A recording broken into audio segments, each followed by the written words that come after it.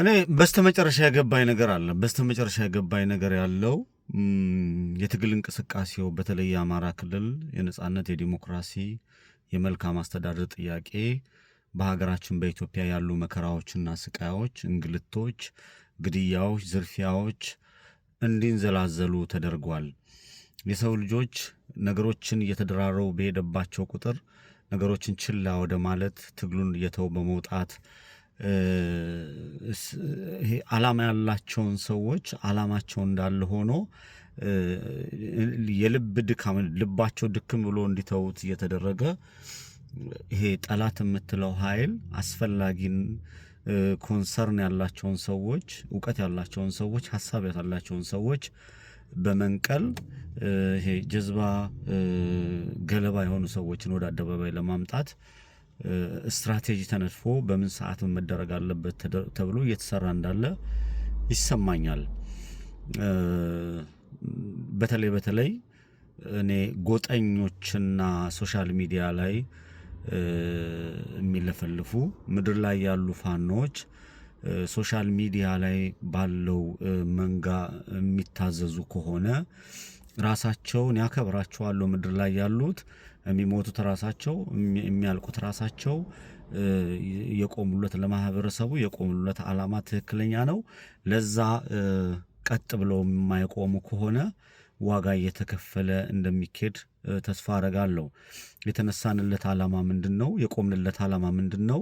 ከኛ አሁንስ የሚጠበቀው ምንድነው የሚለውን ነገር መመልከት ነው። ብልግና፣ ጋጠወጥነት ወይም ደግሞ ሰውን አለመፍራት፣ አንደበትን እንደፈለጉ መዘርጠጥ፣ ሙድ መያዝ፣ ይሄ እንዝላልነት ወይም ዘልዛላነት የሶሻል ሚዲያው መገለጫ ሆኗል።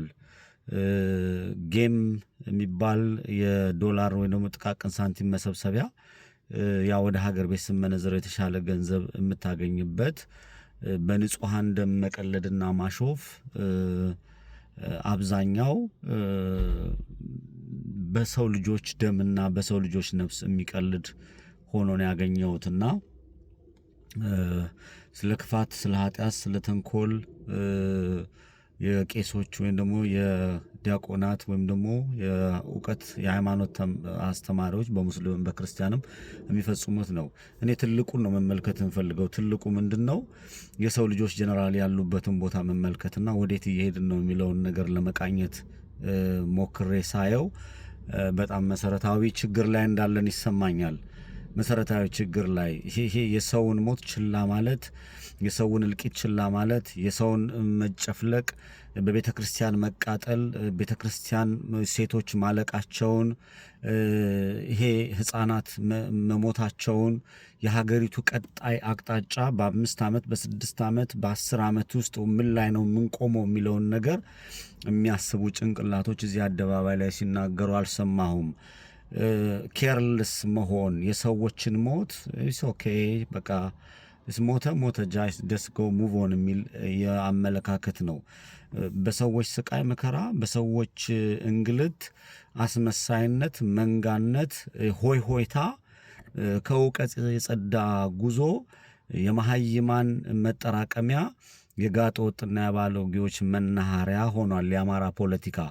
ይሄ በተለይ ጎጠኛ የሆኑ ከጎንደር፣ ከጎጃም፣ ከሸዋ፣ ከወሎ የሚሰሩትን የማያውቁ አንደበታቸው የሚዘረጋል። እኔ መናገር የምፈልገው አሁንም እነዚህ እኔንም አንስተው ሊያፈርጡኝ ይችላሉ። ባገኙት አጋጣሚ ግፍት መሰብሰቢያ የሆነ ሰው አጀንዳ ሲገኝ ብድግ አድርገው አደባባይ ላይ የሚሰሩትና የሚሆኑት ብዙ ነገር ነው። በህይወቴ ብዙ የገጠሙኝ ነገሮች ስላሉ ብዙ የሚሳደቡ ሰዎች ስላሉ ስለማቅ ነው። የብዙ ሰዎች መከራ፣ የብዙ ሰዎች ስቃይ፣ የብዙ ቤተሰብ የብዙ መከራ፣ ብዙ ነገር ተመልክቻለሁ።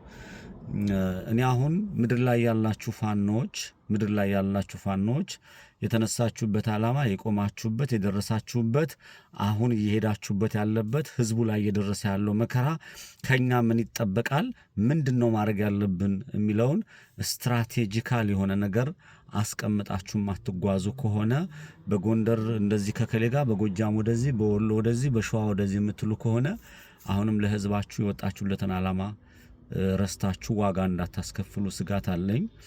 ቀስ ሰከን ብዬ ነው የምናገረው። ጉዳዩ ስለሚያሳስበኝ ነው። እኔ በጣም ነው የሚያሳስበኝ ጉዳዩ።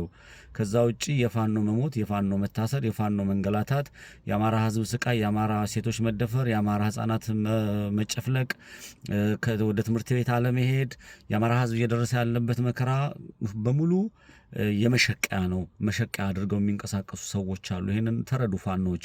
ከዛ ውጪ ጌም መጫወቻ ነው። እጅግ በጣም ፋራ የሆኑ ሰዎች አሉ። እኔ ጎንደር ነኝ፣ እኔ ሸዋ ነኝ፣ እኔ ምናምን የሚሉ ሰዎች አሉ። መሸቀያ ነው። እኔ ጎንደሬም ነኝ፣ እኔ ወለየም ነኝ፣ እኔ ሸዋ ነኝ፣ እኔ ጎጃሜ ነኝ፣ እኔ አማራ ነኝ፣ እኔ ኢትዮጵያዊ ነኝ። በኢትዮጵያ ውስጥ የሚፈጸሙ ነገሮች በሙሉ በጎጃምም፣ በጎንደርም፣ በወሎም፣ በሸዋም፣ በኦሮሚያም፣ በትግራይም፣ በአፋርም በመላው ኢትዮጵያ የሚፈጸመውን ግፍ እቃወማለሁ። የማልደግፈው ወንጀለኞችን ነው።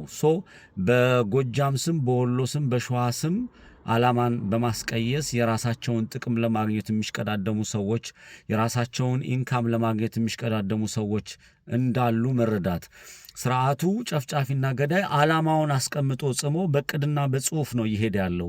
በምን ሰዓት ይህን ብናደረግ ምን ያህል ህዝቡን እናንዘላዝለዋለን? የህዝቡን ጭንቅላት በምን ደረጃ ዝቅ አድርገን እንደፈለግን እንመረዋለን? ያሰብነውና ያቀርነውን ዓላማ እንዴት እናሳካለን የሚል እቅድና ፕሮግራም አላቸው። ያን ይዘው እየፈጸሙ ነው ያሉት።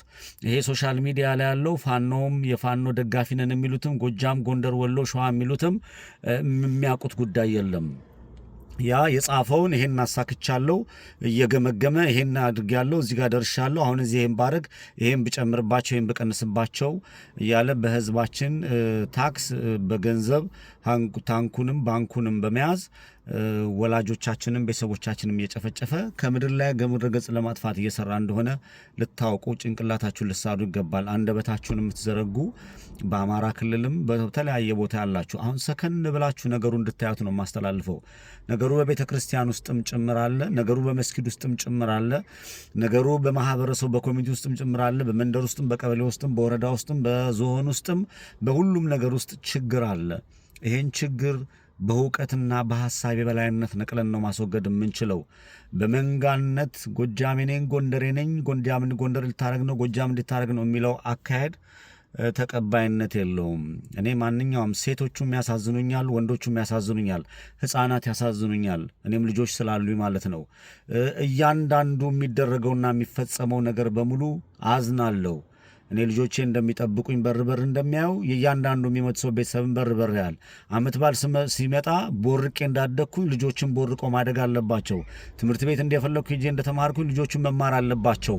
ብዙ ነገር ጎሎናል፣ ብዙ ነገር አተናል። በአስተሳሰብም ብዙ ነገር ያጣነው ነገር አለ።